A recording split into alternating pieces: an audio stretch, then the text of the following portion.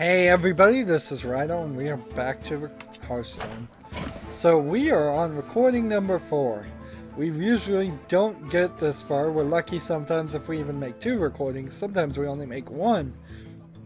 But I have more to talk about. So the first thing I need to do is get priest victories. Then I'm going to play with the rogue to try to get 3 more rogue victories. So wild priest on casual. I need to play 9 priest cards. And I don't actually need any victories. I misspoke there. I just need to play the cards. I did not trade out my rewards successfully enough. So I ended up with a couple of quests that actually revolved around victories when they should have. I would prefer them to revolve around something else. So we still have a decent amount of things to talk about, and then one controversial thing that I want to talk about. I also need to test my microphone. That's would be useful to do. The legions I command. Who would have guessed you had to dust your microphone, but I guess you do. I certainly won't do it while I'm recording, though. That would be silly. And then I guess I need to be a little bit careful not to electrostatic shock my microphone in the process, because that would not be good if I showed it out to pretty expensive microphone. Well, actually, relatively speaking, not expensive at all microphones at only about $80. Face the light. So heal this one to get him stronger. Let's see. There's an RPG called Valkyrie Azure Revolution. The Valkyrie series is another Japanese series that I'd love to see more adoption and more of it to actually come to the western side of the world. It has been making progress towards that. Certainly this isn't the first Valkyrie series we've seen. And it's an RPG series that you're in this kind of British colonial tank world with also sword fighting things. A lot of it has to do with just a love of tanks, I think. Let's see, heal here. And how many do I have? 7? Face the light. Do I want to double this guy's health and then double it again? No, not really. If something can kill 7/6, it can probably kill 7/12 too. But it's coming to the West on PlayStation 4 and Vita. Much like last recording when I was talking about another game that was coming to the West on PlayStation 4 and Vita. So, I don't know if it's Tokyo Game Show or something going on. Some kind of announcement happened, and maybe it was the PlayStation thing that happened. Let's see.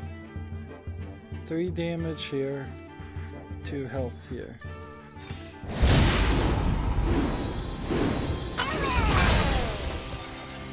Nine here. I need to make sure to play more of these cards though, because that's what I'm doing here, is playing. It would be really silly if I win so fast I didn't play the cards. In general, I'm happy with the idea of more things coming to the West from Japan and other countries. More things coming to the United States from other countries in general. I'm very happy with that idea. Let's see. This. You wish to live forever. This there. And then this here.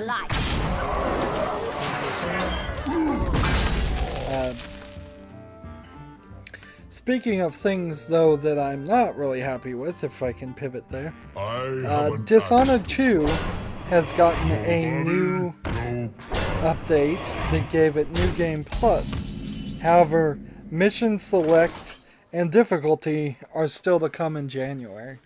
So you're probably watching this in January, but I'm recording this mid-December right now.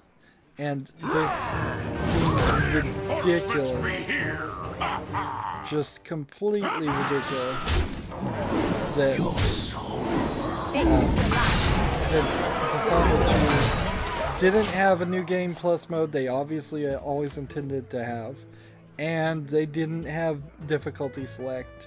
And they didn't have mission select. Now I think there was a difficulty select. I think they're just giving you a updated difficulty select. So I do want to be accurate there in case I'm being somewhat inaccurate in that description. But it is a very, very strange turn of events. Embrace the void. Your soul. Face the light.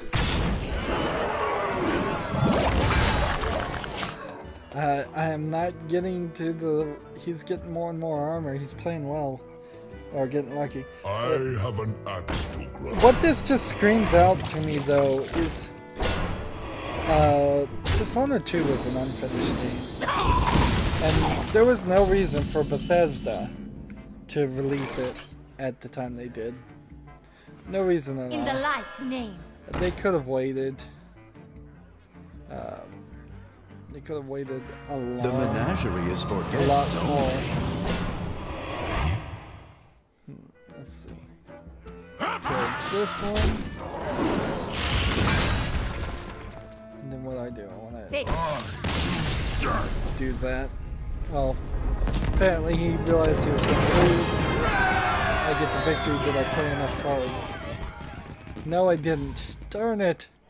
Back here. So, yeah, Dishonored was an unfinished game, and there was no reason for them to put it out. Bethesda has a consistent problem here of putting out unfinished products. And you see that in Skyrim, which is kind of unfinished. There's concepts that are not fully thought through in Skyrim. The alchemy, the bugginess, the mountains in your way, the smithing. I still don't know if you're supposed to go legendary or not. I'm not sure if that really helps anything. The multiple character select, it really doesn't affect anything in the game. The missions and the random side missions that don't really do anything. The lack of a consistent story. The Civil War doesn't really go anywhere. A lot of the companion quest things don't really go anywhere. You just become the leader of the companions, the leader of the Thieves Guild, the leader of the Mages Guild. It's very much 5 to 6 separate fantasy games combined together when you could have just had one game with a full-on story of being a Dragonborn and saving the day because you're a Dragonborn would have been fine enough. And you could have integrated a lot of the other missions into that, but had it more of as a linear story. The idea of an open world game doesn't appeal to me at all. It just doesn't.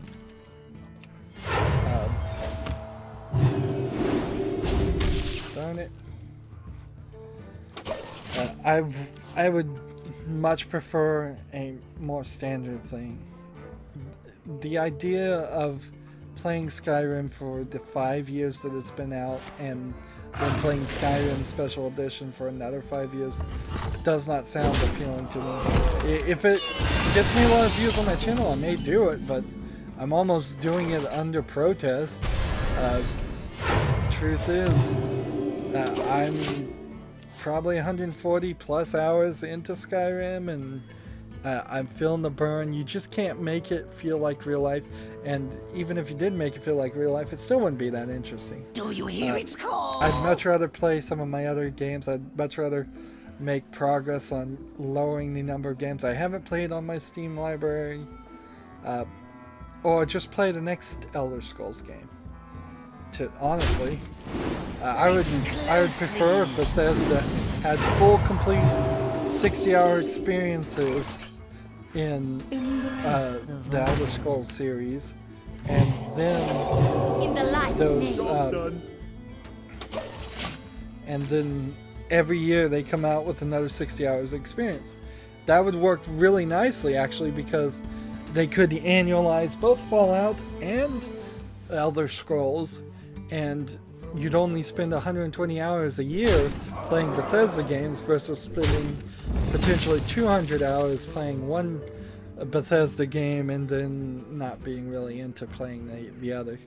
Like, I saw Fallout 4 on sale just a few days ago, and I was thinking, yeah, I kind of want it. No, it wasn't on sale, it was on a contest I was entering, which, if I won, would be the ultimate sale, but I won't. I waste my time trying to win things and get all them free and signing up to things when I should probably be doing other things, almost certainly. Let's see. Face the light.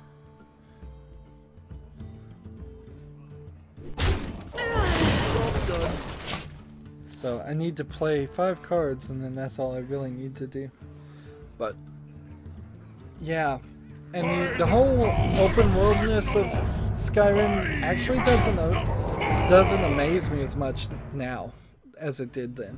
It just doesn't, because once it was something we'd never seen before, but we've seen it in Fallout, we've seen it in Skyrim, we've seen it in Far Cry, we've seen it in Assassin's Creed. All of those things were kind of new or not even out yet when Skyrim first came out, but now it's just been done. So there's Face the light. There's like less of a reason, less of an impact when you see a big area. I mean, usually when it's an open world game, it's just a big empty area. It's kind of like Mario 64. That was hugely impactful for that 3D open area, but when you started looking around it, it was actually kind of the square box where they struggled really hard and thought very well about it to have a coin or something within about 20 steps of any spot in the map. And that's not something that existed as far as just a pinch of vigor.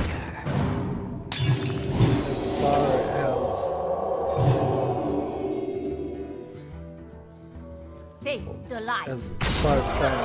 Skyrim has huge empty spaces with nothing in them. Just a lot of times it's empty spaces in the middle of the map are only there so maybe dragons will attack you and you have an open area to fight. Do you hear its call? And walking from one point to another point in Skyrim is actually a hassle, because you're often walking too far or having to walk through a huge a huge mountain, so you're walking around the mountain. The mountains really are the bane of all existence there. Alright, this is in the light. Just a pinch of vigor. And then Face this. the light. Oh, darn it, I screwed up. I could have won right there. Oops. Not quite.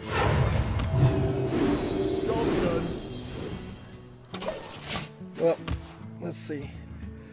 The DualShock 4 now has support through what? DualShock 4 support is now live on Steam. Nature will rise against you. Yeah, I'm trying to read what I wrote here myself. I don't. It's really good because I probably need a new controller. My Xbox 360 is noisy Nature when I will play rise on it. against you. But I need a wired controller, so DualShock 4 would work that way, plugged in. I don't really want to go to a DualShock 4 though. And then the touchpad that support apparently works somewhat through Steam. Nature will rise There's against definitely this whole instance of games still won't quite do the best job playing as the Xbox controller. Like, it isn't going to instantly give controller support to games that don't have controller support. It's not going to change the button prompts on a Xbox 360 supporting game into a PlayStation button prompts. So you're not going to get squares, circles, triangles, and all of that. So you actually would probably confuse yourself very much if you played a DualShock 4 game that had Xbox 360 controller support, because either Steam is translating what the DualShock 4 inputs are into mouse and keyboard things, or it's transforming it into DirectX input things, and then you're going to get the Xbox button prompts. So either way, you're going to be pretty confused because you're either getting keyboard prompts or Xbox prompts. I assume this is the beginning of some slight improvement. I don't know if the PlayStation really is going to win over a lot of people as a controller. Steam has also got their own Steam OS controller, which was a weird device, so maybe it probably was pretty easy to add DualShock 4 control after making their own controller. And ideally they just want more controllers working on more games, and it's still up to the game makers to see that happens. There we go. So now we're trying to actually win. Before we were just trying to play cards, which it actually was easier, even though I still wasn't succeeding very well at it. Let's see.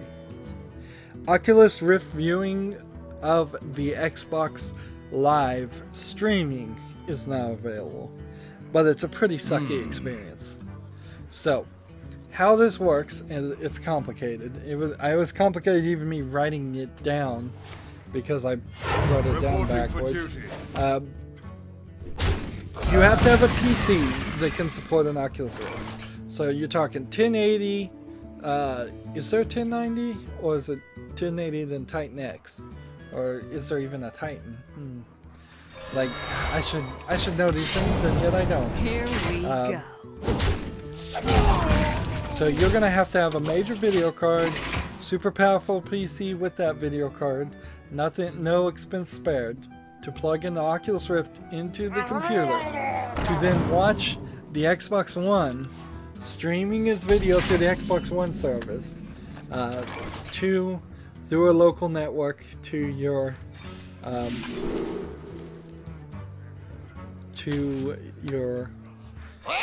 PC. So Here we go.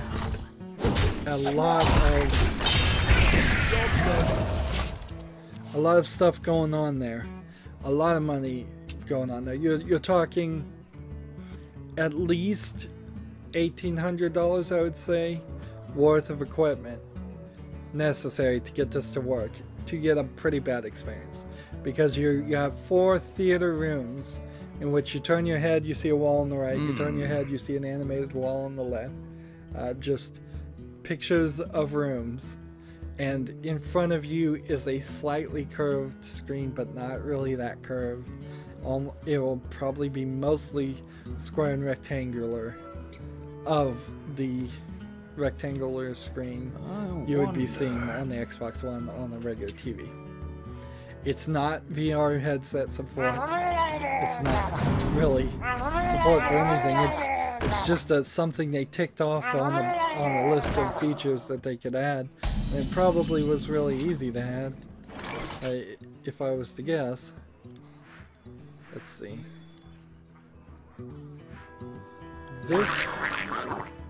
do. Here we go. Take 1 damage here. That takes all these guys down. And then take 1 damage here. Yeah! And then take these damages here. Job's done. So, but I guess you could do that, and I guess if you've already spent the money and they're trying to find something to do with your Oculus Rift, that is certainly something you'd probably want to do it. If I owned an Oculus Rift, I would certainly want to do everything I could possibly do with that. Because there's just nothing else. I gotta get my money out of that. Oh, here's one I just barely even had room to stretch on. I was so full on things to talk about, really.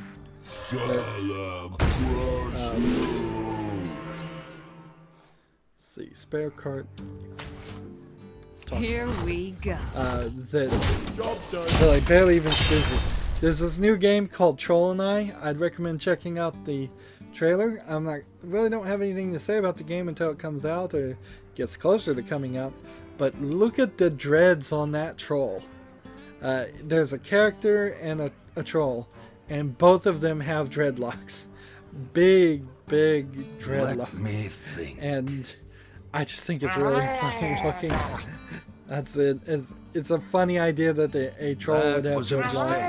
I assume the guy with the dreadlocks put the dreadlocks on the troll.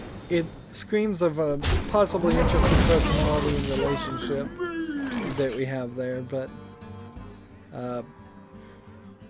also very silly.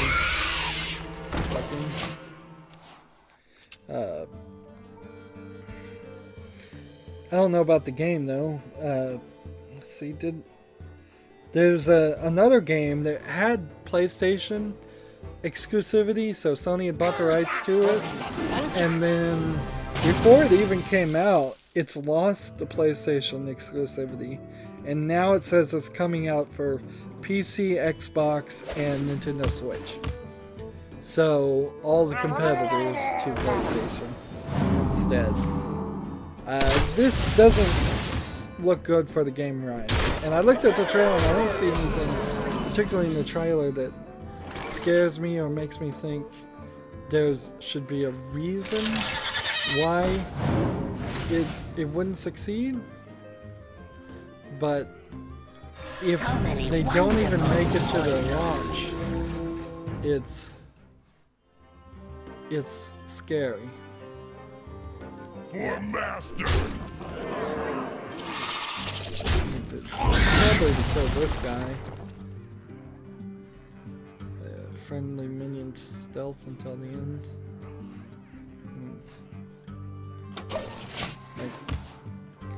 So yeah, I wouldn't buy Rhyme until you get a review out there.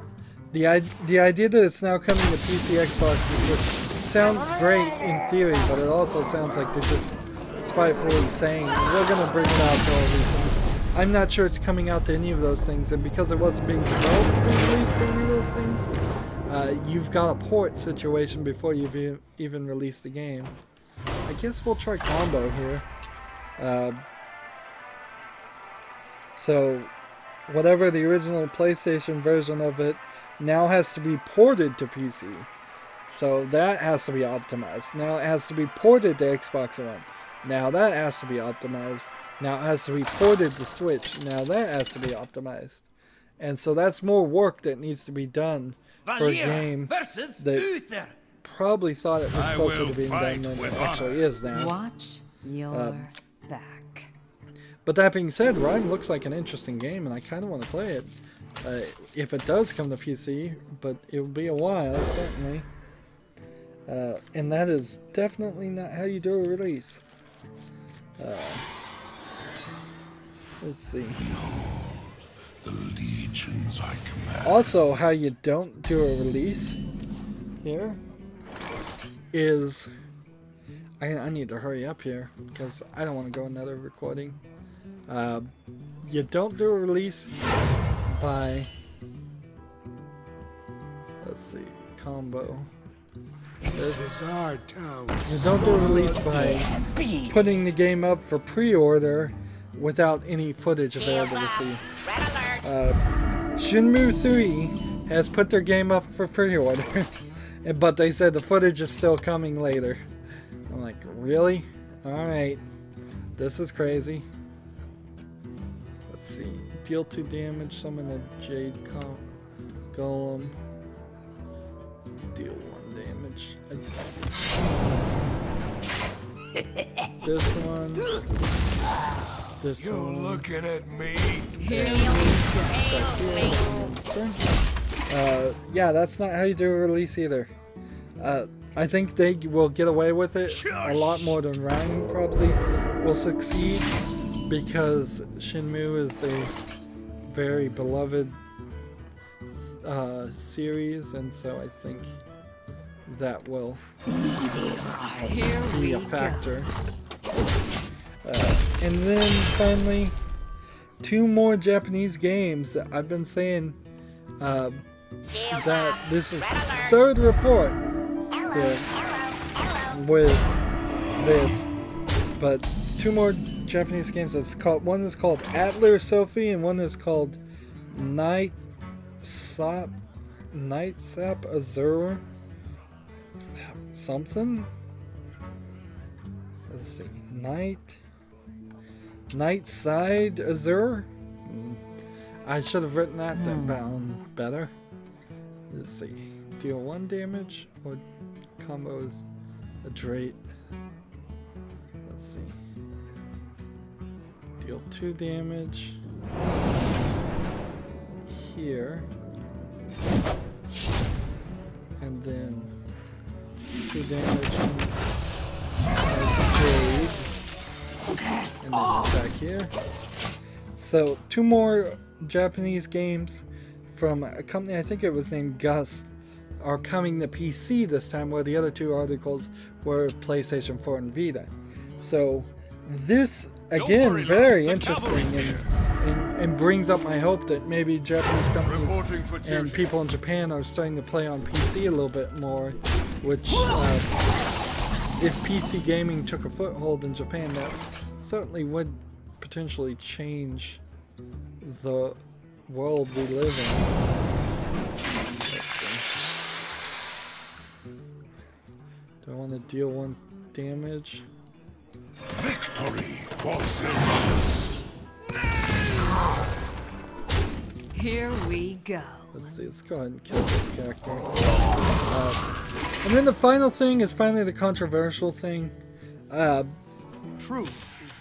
just need to hurry up through this conversation. The YouTube creators channel, in a fine example of stupidity, and kind of just proves the idea that there are some liberal-minded, extremely liberal-minded people in charge of the YouTube creators and YouTube in general. Did this 5 fundamentals of social change video.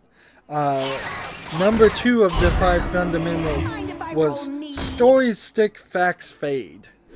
So I don't want to say this inaccurately, but they literally said, well, they're at least implying, oh man, I screwed that up, that it doesn't matter if you tell the truth, just tell a good story to get your political agenda said. At least that's certainly one way you could interpret that phrase, because the phrase was story sticks, facts fade. And that's certainly insulting to anybody who believes that there should be truth. A lot of people these days have been saying we live in a post-truth world, and I certainly hope that that would not be the actual case. But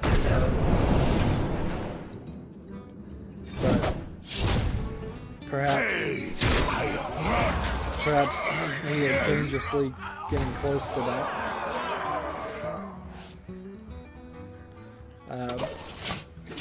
So let's see. They starred in this 5 fundamentals of social change a YouTuber called Lacey Green, who had a monumental election flip.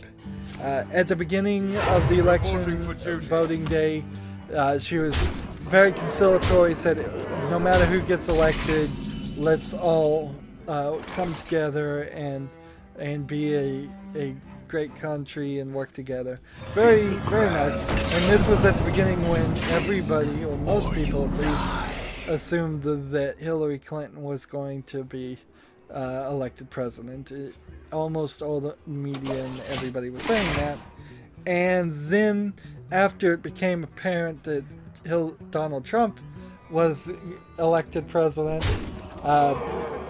she tweeted straight out, "America's full of bigots," or something along that lines. Again, I don't want to quote anybody and slander anything, but this is the story as I heard it, and this is exactly as I know it.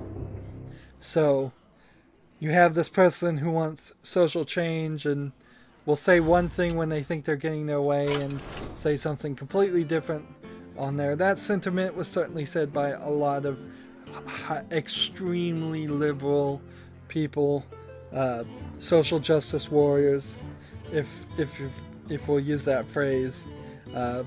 I didn't know this or recognize any of the other characters in the video, but by the time I actually watched this video, because I follow YouTube creators on Twitter and I opened this thing up and watched it a day later. By the time I watched it, this video was unpublished. It is unviewable from YouTube creators. It had only gotten 350 views until it either got unpublished or maybe it only got 350 views in general. It had 7 upvotes and 31 downvotes.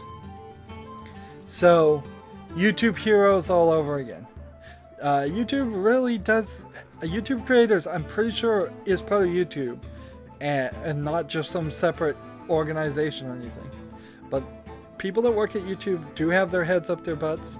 Obviously they got huge backlashes on this, or maybe they just realized it was a dumb idea to make this video in the first place and decided to take it off themselves. If that were true, at least they're getting smarter. But a huge stupid thing. YouTube really needs to adopt a no radicals policy on their employees. Like, no radical thoughts, no radical changes to the algorithm, no radical changes to how we do business. We will put the right-wingers and the left-wingers, and we will equally promote them if they're trending. We'll do it mathematically based on the number of views and watch time, and we will not modify things if we think it's false news. We won't modify things if we think it's liberal and we want it to be conservative. We won't not put things on trending if we think it's conservative. We just need to be a dumb pipe and give the people what they want. If you open the library and everybody that's going into the library for a month is always asking you for porn, then you stock porn in your library, because that's what the customer wants. And you're trying to have a business here, you're trying to get ad revenue. There's more that can be said about YouTube and their ways of trying to make things more daily and get people to watch videos daily. And that's why things like BuzzFeed that put out a video every day are getting on the trending topics more and getting promoted more. And YouTubers that struggle for that, that only put out a video every month, are losing viewership. And that's something that they've probably done in the background of the algorithm, I'm not sure. And that itself is a problem. Even myself, who does Monday through Friday, you know, I am considering certainly maybe doing every single day. And that doesn't sound interesting to me. I'd like to give my viewers some breaks. I don't think a massive amount of my viewers, even if I did have viewers that watch all my videos, are going to have that much time. It's not realistic. Nobody works 7 days a week. Nobody goes to school on 7 days a week. People do different things on the weekend. I can't expect them to watch my shows 7 days a week. And yet that's kind of what YouTube wants, and it's crazy. And it seems pretty obvious at times, somebody in YouTube at least got somebody's ear and decided that this was a great idea to have social changing radicals, as I call them, make a video on their official channel when they should have just 100% been silent. And it's just dumb. It's just dumb. Just stay out of it, YouTube. You're gonna go down, not with the Titanic, but with a little dinghy that has a hole in it. Because you got in the dinghy instead of staying with the vast majority of people that go on YouTube and don't really want drama or political or social change or anything. People want Minecraft. They want music videos. They want the things that they actually want. They don't want to be force-fed somebody else's opinion that they don't particularly agree with or have any concern about. And so we don't need that. We don't need YouTube trying to affect social change. That's not their job. Just stay a dumb pipe. Anywho, that's it for this recording session. As you saw, I didn't get those 3 victories. I'll just have to play that off screen. But I also didn't want to go another episode and rant about the social change video. Really stupid of them to make it, and really stupid that I have to talk about it. I wish it hadn't happened. That's it for this recording session. As always, I ask you to like, share, subscribe, comment, and watch every second of my videos. If you want to support me further, you can go to my main YouTube page. On the right is a button that says support this channel. Click it, make a donation. And if you want to friend or follow me on basically any social media sites, there's a whole bunch of links down below. Thank you for watching. Have a good evening.